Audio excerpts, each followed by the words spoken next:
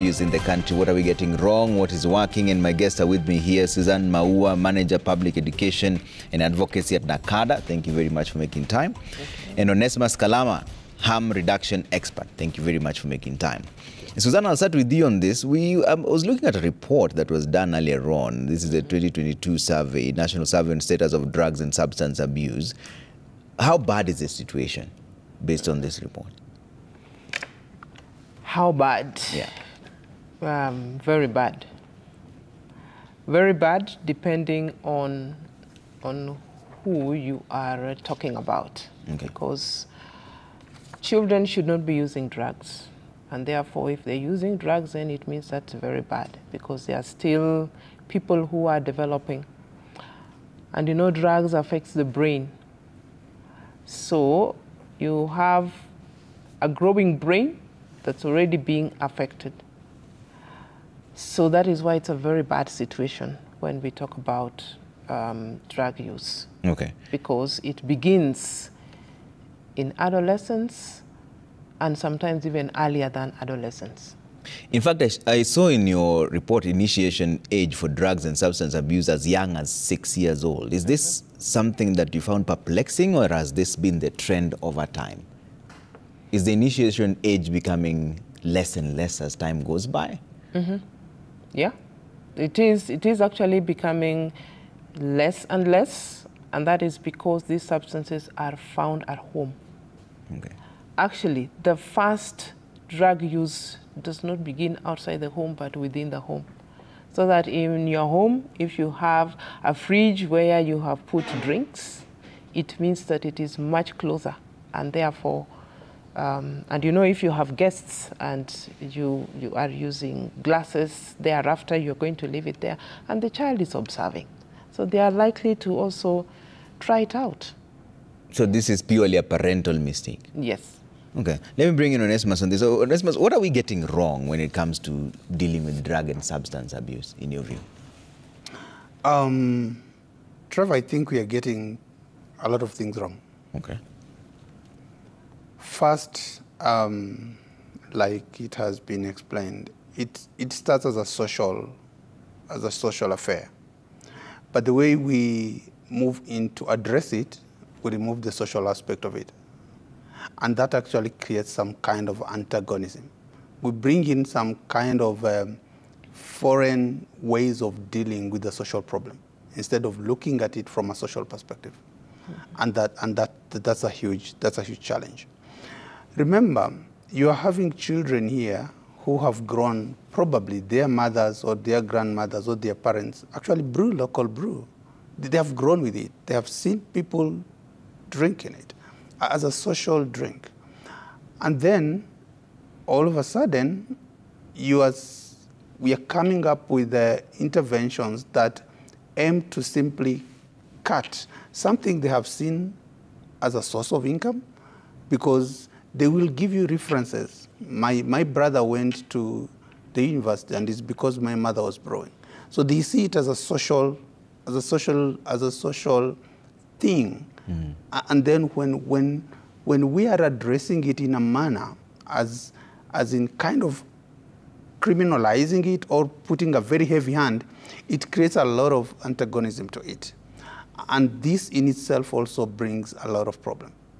So we need to adopt probably a much more social approach to actually dealing with a problem that started as a social problem as well. Okay. So what is the best social way of dealing with it? Because, you know, Susan is saying that the problem here is that children see parents partake and visitors come and the drinks are there. So how do you deal with this? Exactly. We have seen a lot of innovative ways to dealing with social problems. And these have their inbuilt or ingrown mechanism in community-based outreach programs. People trust people they know. You have community gatekeepers that when they speak, people take their word very strongly. These are the mechanisms that we can actually use to reach out to communities that are heavily burdened, either alcohol drinking or using hard drugs, including the heroines and the cocaines, because they all start with a lot of peer influence. If you got peer outreach workers who are respected within their peers to actually initiate interventions that are aimed at improving the situation, it works best. Because first, they are learning from their peers as a good practice that either this is not the best thing to do, and secondly, they trust the people they are talking to. But if you brought a contingent of, let's say, police, and we come and we just raided a village and we break things up, and sometimes they fail to see the connection between actually to them they consider it violence. They fail to see that act of breaking up probably a local brew as a way of stopping the brewing, and they are looking at it as a way of curtailing or stopping an economic activity. And this brings a challenge, and that's why you break one den today, tomorrow another resurfaces somewhere in a hidden place, because that has to continue. So probably the approach we are using also antagonizes communities, and instead of making the problem less, it actually makes a product more attractive, because you're making it scarce. You have actually not told people why this is not, because, I mean, they have seen it happening all along as a social thing, then it becomes even more attractive. And they actually go for it in very unhealthy environments, in very difficult situations that actually exposes them even to more danger. Yeah. Susan, do you agree with Onesmus's analysis? Because you know, NACADA and the multi-agency, you always call it multi-agency approach, is always into raiding places there that people are brewing drinks. But he says that antagonism of a social problem is where you miss the mark. All right. Yeah, so you see, when you look at the issues of drugs, there are actually two sides. There is the supply, and then the demand. Yeah. Yes. So those two, there's usually a balance between the two. So that the first thing is, when you look at supply, you know the people who deal with supply issues are enforcement. So it's about enforcing the law. And that is why you see they want to ban, they want to arrest people, they want to do all this. But there is one component that I agree that actually needs to be there, the community component. Yeah, because if the community is not ready to deal with the issue, it's something that is going to continue. So the community readiness has to be there. Now, when it comes to demand, and that is where we also put a lot of focus, is, you know, that desire to have the substances readily available is something that we must do, because like for children, like we are saying, that is why you see the age of initiation continues to get younger and younger, yeah? Because in the olden days, before the Alcoholic Drinks Control Act, you know, the one people call Mutudolo. Yeah. Yeah? Before regulations, you see the society itself was able to regulate. Yeah, because you'd not wake up in the morning and you wash your face with alcohol. You've got to be, and then there was also an age that people would drink, and it has to be ceremonies and so on.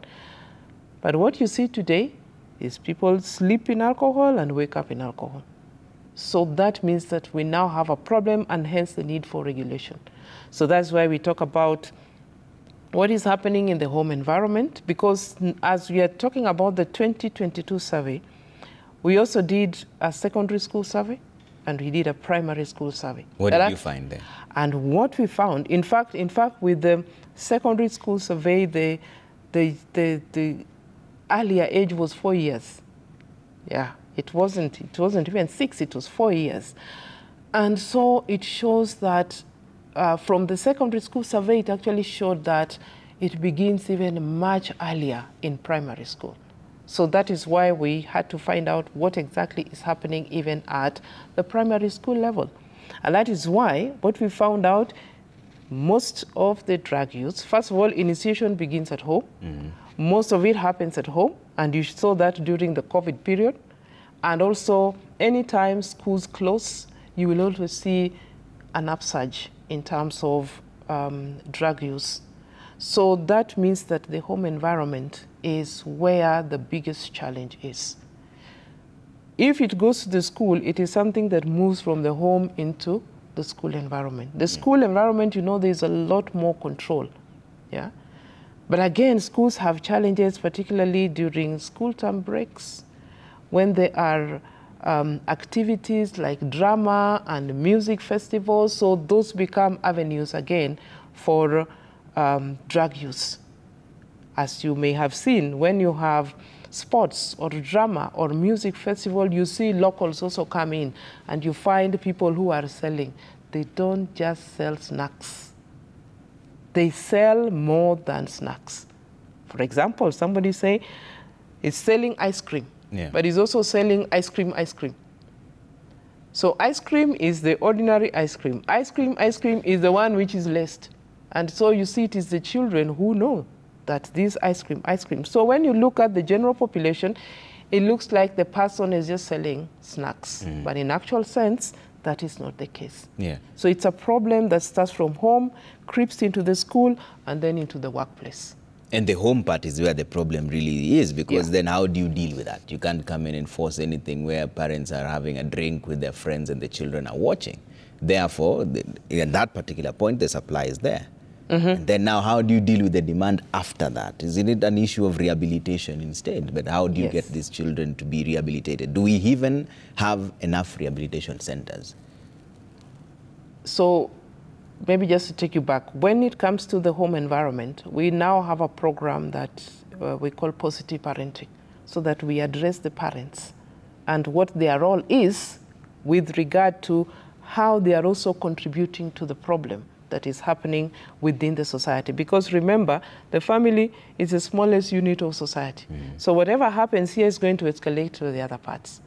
Now, when it comes to rehabilitation, because that means that that person is now dependent. Shock on you, we don't have rehabilitation facilities for children. None. None. So the best that we have is KNH, because KNH has a youth center that takes care of young people up to the age of 24. So that means that they are able to get access for those who can get to Nairobi or those who are in the environs of Nairobi. Yeah. But otherwise, any young person below the age of 18 that has a substance use disorder is going to have a much bigger challenge. Yeah. And where is this most rampant? You said that those who can get to Nairobi, but where is the drug and substance abuse most rampant, based on what you've seen? Is it in the western region? Is it here? Where is it? Is it? Well, it's actually, you'd say every region has its own levels. And that is why you find, like in the 2022 survey, it was showing that Western was leading when it comes to alcohol. Yeah. Followed by Coast region. In fact, Central was coming third. You know, there's been a lot of conversation around Central. In fact, everybody thought Central was number one. And then Western was shocked that they are number one. Yeah. So that means that, and you know, the 2022 survey covered all the 47 counties. So we actually have a picture of what is in every county. So you're going to find in Western, alcohol is a big problem. Coast, you still have the same. But now when you come to Coast, the biggest challenge is poly-drug use. They're not just using alcohol. They are number 2 in alcohol. But there is heroin, where they are number 1. And then there is cocaine. And then there is tobacco. And then there is cat. So you have people using a combination of all these substances, plus the ones that you don't know about. Because there are new drugs that they are new drugs. There are also new drugs that come in. And then people also figure out over time, when I mix this and mix that, then it can also keep you intoxicated, including prescription drugs. All right. Onesimus, this is an interesting perspective, but I have to take a quick break first before I come, and then we talk about the smallest unit of the society, which is the family. How do you deal with that? And what do you say to parents? Because back in the olden days, the older people would have their time to drink away from the children. But now the family setup, even when a child is just 1 year old, the birthday is celebrated by the older people by drinking in front of the child. But let's take a quick break and come back and let's see what we can get in terms of solutions. How do we deal with this? At Trevor Mbidi at Citizen TV Kenya. Use the hashtag Monday Report. See you in just a bit. How do we deal with it, and where are the gaps, especially in the family unit? Yeah, Trevor, I think there's basically the family as we have known it is not what probably we know it today. We keep on referring to the young generation as the Z generation or something generation, but I think we probably need to coin a name for the family today. It's not the family we know. That literally had some kind of extension of responsibility where you had uncles, aunties, grandfathers, grandmothers taking the responsibility of actually shepherding the young. Today, we are living in a super nuclear family, either father, mother, children, or father, children, and mother, children. This is the family we are talking about. And most of the time, it's either the mother who is away working and the children are on their own. And what else do they do? I mean, they go to look for time to occupy themselves with. And this opens a lot of doors for negative influence. I think we have done very good to say that put bold letters on alcohol or point of purchase. Alcohol should not be sold to persons under the age of 18. But now we are actually in the digital purchase era. I mean, I just need to call Glovo and I say, bring me a bottle of Heineken. It will be brought to the house. So the person who has ordered it is literally below 15 years.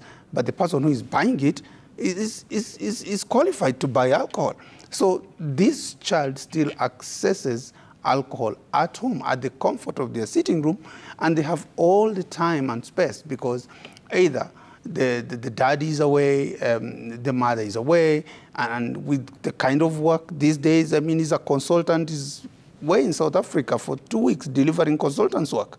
And the children have actually been left with a house help who literally has no say. I mean, the child is the big boss in the house. He has all the money. So it's a very precarious position now, the family we are dealing with today. And even if you take it out of the town family and take it back to the rural family, still the situation is more or less the same, because either it is the mother who is left with the children and the father is somewhere in town, and the mother literally gets kind of overwhelmed with children's peer pressure. And we have seen this happening in many of the counties, so to speak, who are being told here that alcohol is strongly being abused back in the coast. If you look at the coast region, what type of alcohol are we talking about? It's not the brewed alcohol, it's tapped alcohol, and some of the youth or children themselves are tappers. I mean, how do you even stop them testing it when they're actually bringing it down from the palm trees? I mean, this is the kind of scenario we're actually dealing with when we are talking at the family. Yeah. But I think the issue is, yes, we realize there is a challenge, and this has brought us where we are, where alcohol and drug abuse is on the increase. What do we need probably to do then?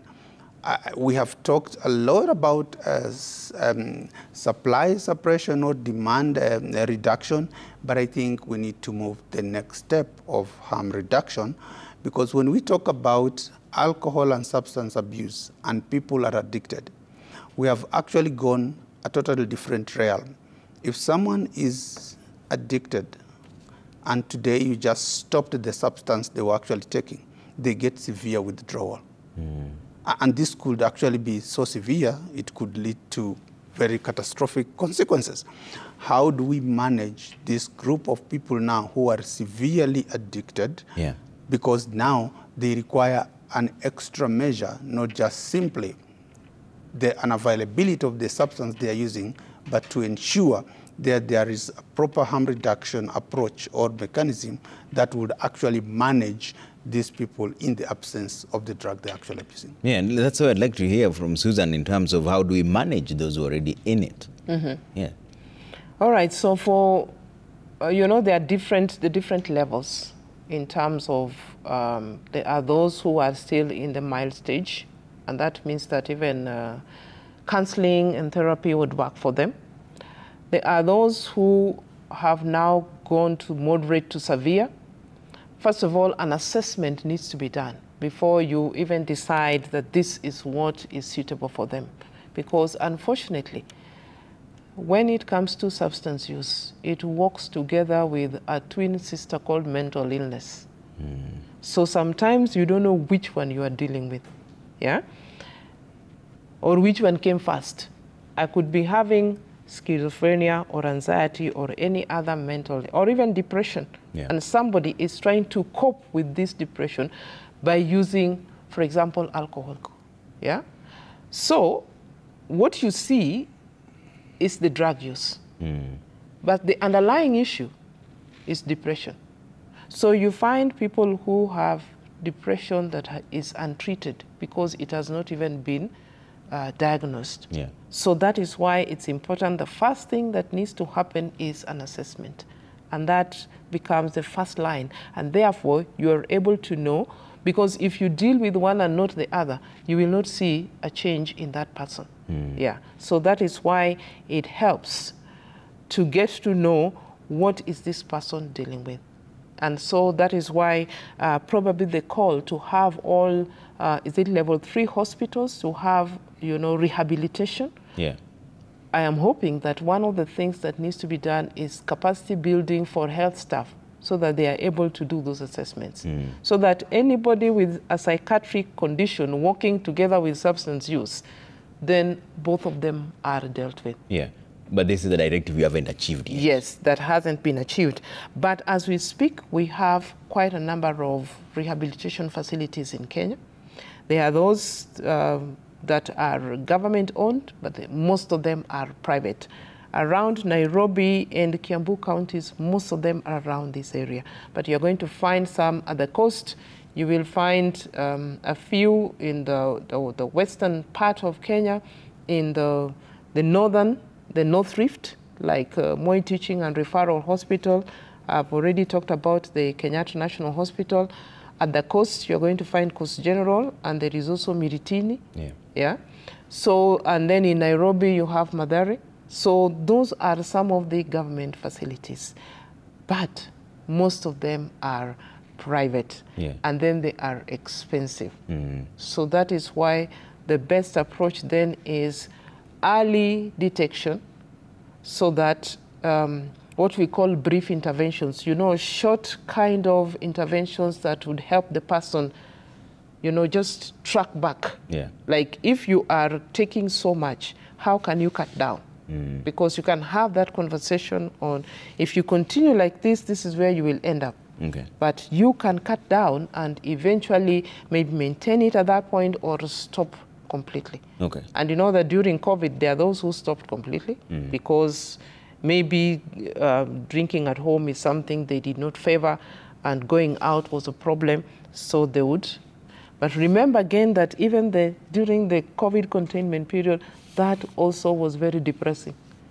So it means that, and I think that is where conversations about mental health also, picked up. So these are things that are working together. And my take is it's the assessment that will help so that somebody can know that this is what I'm dealing with. Yeah. And all these are long-term. Treatment is also long-term. It's not something that, even when somebody goes to rehabilitation for a 90-day program, that is just the beginning. It's a whole journey.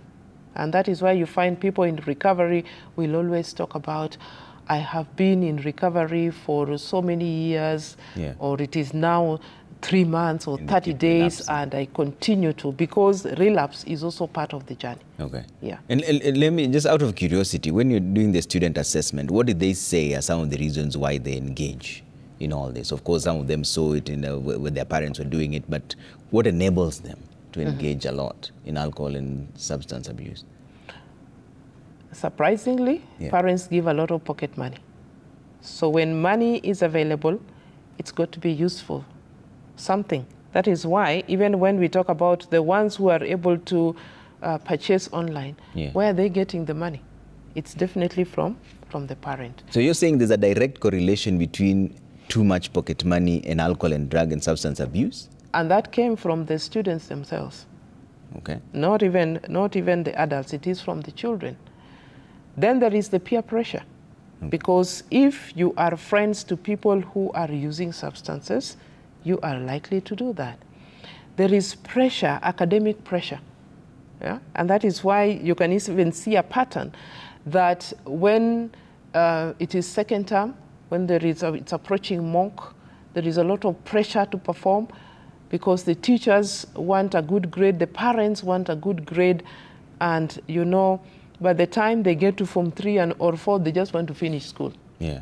Yeah. So the issue of the grade, at that point, it is too much. So there is that aspect. Okay. Yeah. So those are some of the things that then contribute. Then, of course, there is the aspect of availability, if it is available.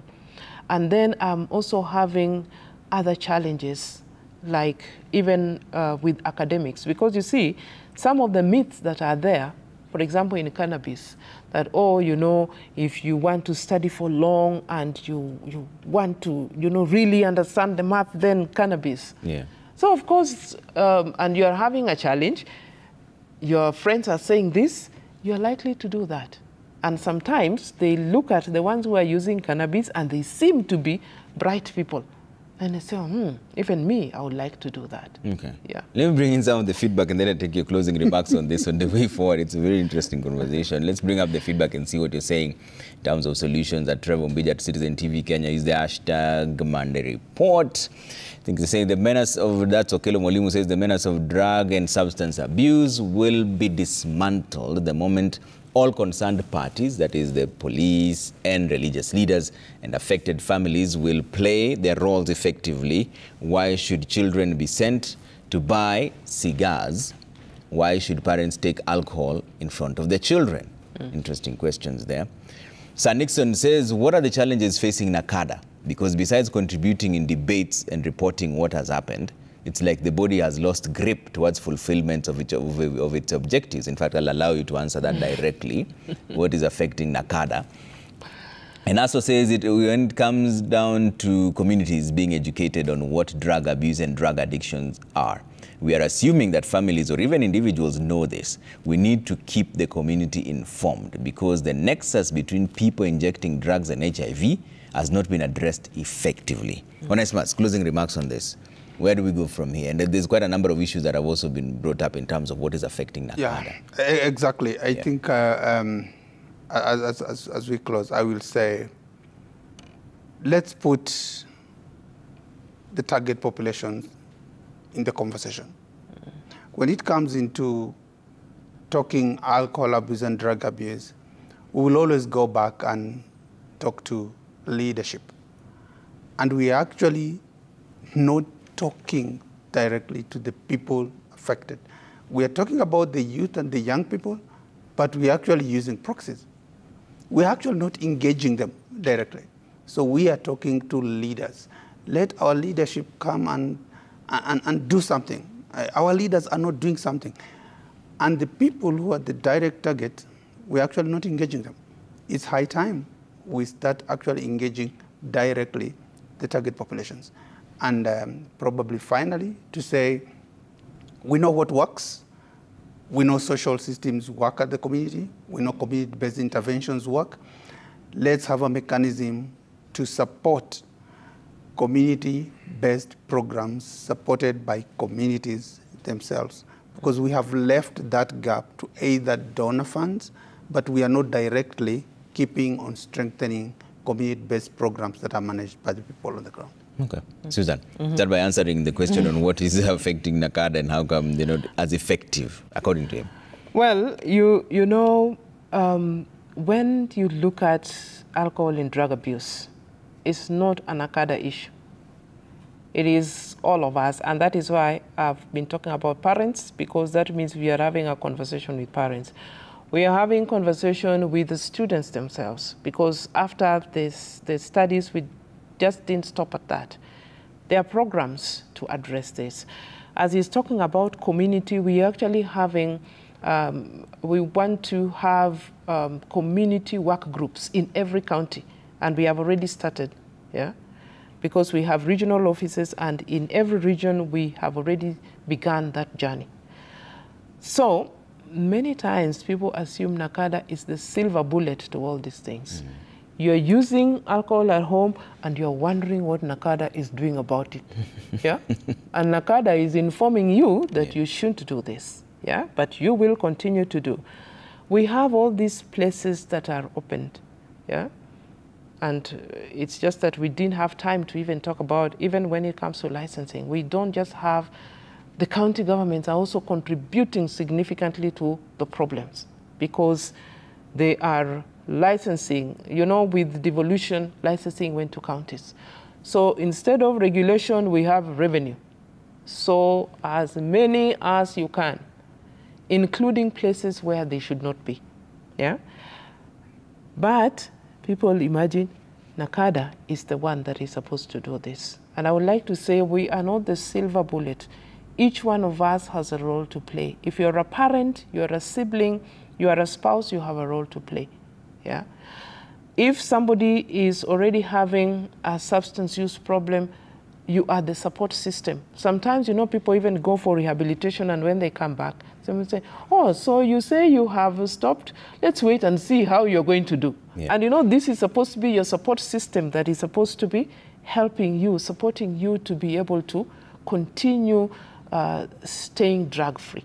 So we all have a role to play. And of course, the challenge is growing, yeah? And therefore, we need to continue to work as we talk about the interagency. So for us, the supply reduction does a lot of that interagency. But as we work very closely, particularly in demand reduction, we work very closely with people with substance use disorders, so that we even have what we call recovery coaching. We work with the communities, with the schools, with the churches. All those are our stakeholders. Yes. All right. So we continue to build capacity so that we don't assume that people know about the effects. In fact, sometimes when you have one-on-one conversations with people, they're actually surprised that they only think about the good things that people say about alcohol, but they've never seen how progressively it also affects their family or them as individuals, and affects their jobs and many other things. So it's a whole network of many things. Okay. Yeah. All right. Thank you so much for making time this evening. Susan Maua, Manager Public Education and Advocacy at NACADA, and Menace Kalama, Harm and Reduction Expert. Thank you all for speaking to us.